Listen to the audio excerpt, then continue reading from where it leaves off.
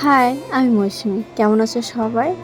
চলো আমার আরেকটা দিন তোমাদের সঙ্গে শেয়ার করতে চলে আসলাম। আমার নতুন একটা ব্লগে তোমাদের অনেক স্বাগত। সকালে হয়ে গেছে আর আমার সারাদিনের কাজ বাজও শুরু হয়ে গেছে, যেটা প্রতিটা মানুষেরই শুরু হয়। সকাল থেকেই তো একটা মানুষের কাজ বাজ শুরু, তাই না? সকাল হলো মানুষের আরেকটা জীবনের প্রথম দিনের শুরু, তো সেটাই আমারও শুরু হয়ে গেল। বসে আছি এখন। তো সকালবেলার ডিউটিটা মনে হয় আমারই করেছে। সকালবেলা উঠে দোকানে এসে বসতে হচ্ছে।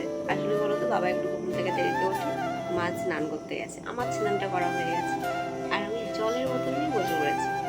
কারণ এখন থেকে অভ্যাস করেছি এই এক বোতল জল প্রত্যেকদিন সকালবেলা খাবো। আসলে কি বলতো, কদিন ধরে আমি গ্যাসে ভীষণ পরিমাণে ভুগেছি।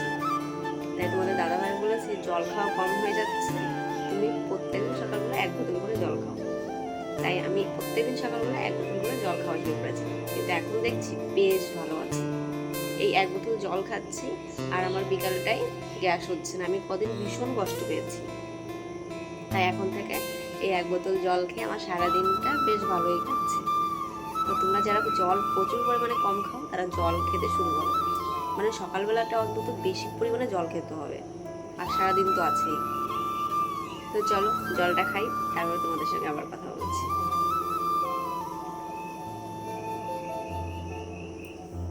দেখো, সবাইকে চা বানিয়ে দিয়েছি, খেয়েছে বেশ, কিন্তু এই যে আমার রান্নাঘরটাকে পিছিয়ে রেখেছে। মানে কি বলো তো, একটা মানুষ কত গোছাতে পারে বলো? সবাই যদি ওই বেসিনটার মধ্যে একই জায়গায় রাখে, তাহলে রান্নাঘরটাও কিন্তু দেখতে সুন্দর লাগে। কিন্তু না, সবাই বিছিয়ে রেখেছে। এটাকে গোছাতেও আমার এখন 1 ঘন্টা টাইম লাগবে। তো গুছিয়ে রেখে চলে এসেছি। আর এই দেখো পাখি দেখেছো, ওই যে বলেছিলাম না, পাখিগুলো ভীষণ জ্বালাতন করে। ওই যে দেখেছো টালির চালে বসে আছে, এটা কিন্তু বাচ্চা। এখন একটু উঠতে শিখেছে আর খাওয়ার জন্য কিচির কিচির করছে। দেখেছো কত সুন্দর। আমি এত কাছে গিয়েছি, তবুও পাখিটা উঠছে না। তার মানে কি বলতো, ওরা আস্তে আস্তে ওরা শিখছে এখনও। তাই আমি ওকে তাড়াও দিচ্ছি না, ও চুপচাপ বসে আছে আর ওর মাকে ডাকছে, মানে খাবে, ওর খিদে পেয়েছে। ওদের এত বাইরে খেতে দিচ্ছি, তবুও ওরা নিচে থেকে খাবে না, ওরা ঘরের মধ্যে গিয়েই খাবে। তারপরে চলে এসেছি আমি কটা চিড়ে নিয়ে।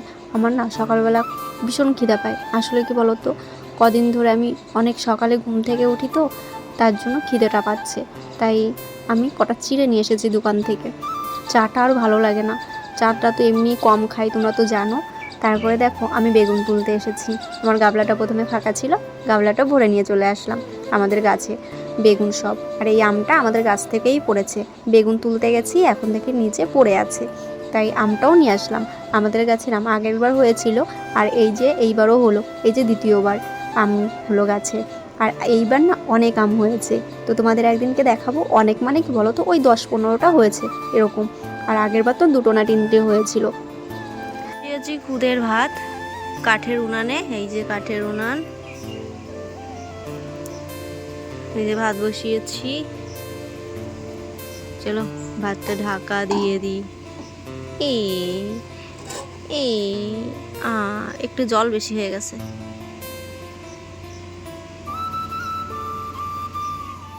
ভাতটা তো রান্না হলো বেশ। তারপরে দেখো ঝড় উঠেছে এই সকালবেলা, কত ঝড়, ভীষণ পরিমাণে হাওয়া ছেড়েছে। এই হাওয়ার সঙ্গে যদি বৃষ্টি হতো না, তাহলে বোঝা যেত ঝড়টার ভারীটা কত। আর এই যে দেখো, মেঘে চারিদিকে অন্ধকার হয়ে গেছে, আর প্রচণ্ড পরিমাণে হাওয়া ছেড়েছে। তার মধ্যে এনেছে বাবা মাংস, আর আমি কাটতেও বসে গেছি। তোমরা দেখতে পাচ্ছ না, এই ভিডিওটা কিন্তু আমার ছেলেই করছে। বাড়িতে চিকেন রান্না করছি, মাছের ঝোল করেছি, উচ্ছে ভাজা করেছি, আর এখন চিকেন করছি। দেখো